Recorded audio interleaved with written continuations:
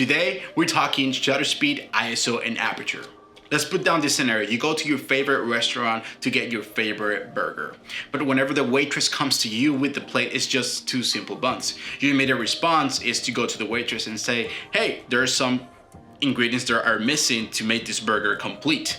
The same way is with the triangle of exposure. Each one of those complement each other to nail the exposures of your picture.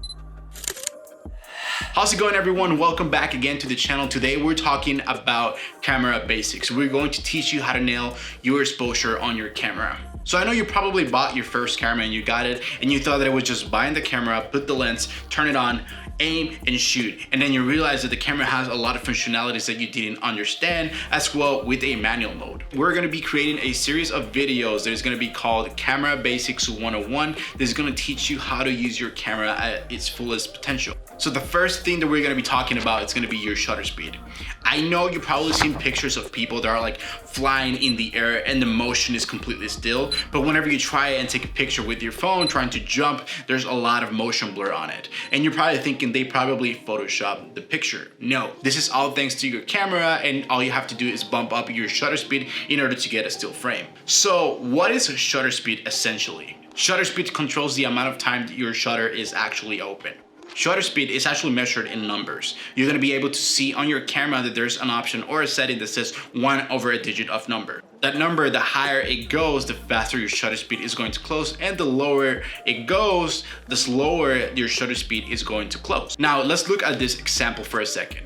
In this picture, as you may see, you probably see that the subject is actually floating in the air. This is my friend Jay. I took this picture in 1 over 4,000 of a shutter speed.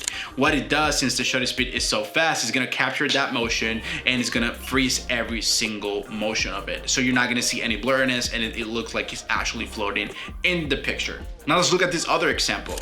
This picture was at a concert. The singer was constantly moving his hands and the shutter was like 1 over 60. Whenever I took the picture, you can see that there's a lot of motion blur in the picture. At first, I didn't like it because I didn't understand action in photography. But at first, when you look at it, when I started to learn a little bit more about photography, I realized that it represents an action, that the person was actually doing something. So now you understand shutter speed, but how does shutter speed affect your exposure? Well, basically, the faster it goes, the less amount of time it has to let light in into the sensor, and the slower it goes, the more time it has to let light in into the sensor.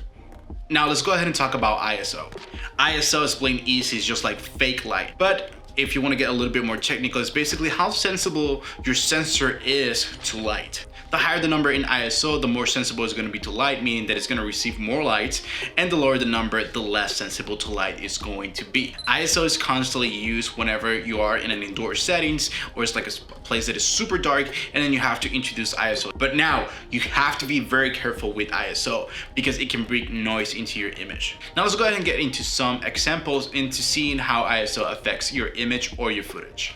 Now the footage that you're currently seeing right now, the one on the left, the ISO is set up at 100. As you can see, the image is very clear, you have all the details and there's not a lot of noise. Now the footage that is on the left, the ISO is set up at the highest humanly possible, so you can see there's a lot of noise and grain introduced to your image. So the last thing we're going to be talking about is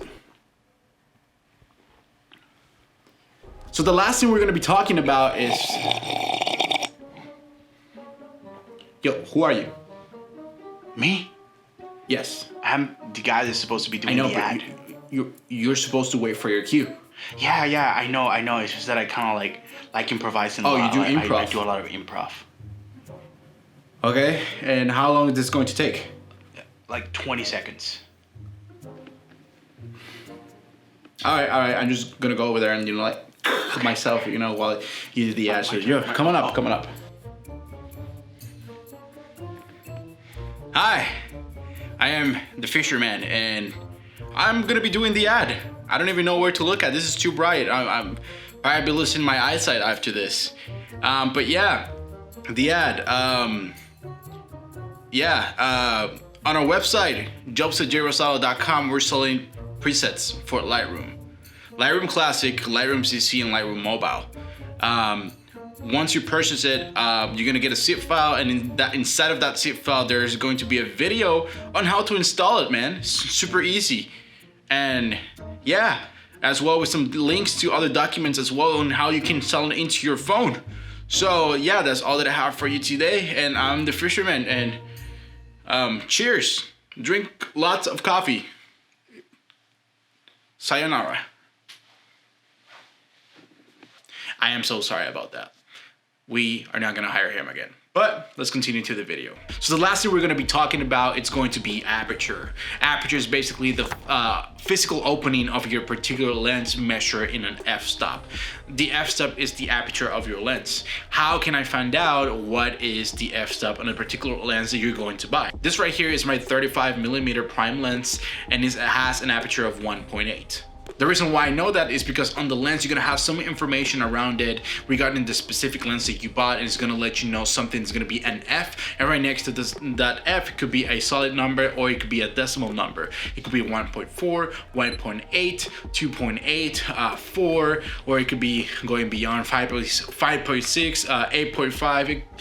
You get it. The smaller the number or the aperture, that means the bigger the opening of your lens on the inside, and the smaller the number, that means less opening on the inside. I don't know if you kind of got that. It can be very confusing. Basically, small numbers is more space, and then bigger numbers, it means less space. So if the lens that you bought has an aperture of 1.8, that means that it's going to be able to let a lot of light in. It's going to be better for low light situations, and that way you don't have to raise the ISO way too much, so that way you don't introduce noise to your image or your picture. But don't worry, if you need to get everything on focus, you can still raise that aperture in order to get everything on focus. Obviously, the picture is going to be a lot darker because the lens has some blades, and it's going to start to close, and it's going to start letting a lot less light in. Now, you're probably wondering, why do I need to change my aperture? Well, it really depends on what you're shooting or the situation.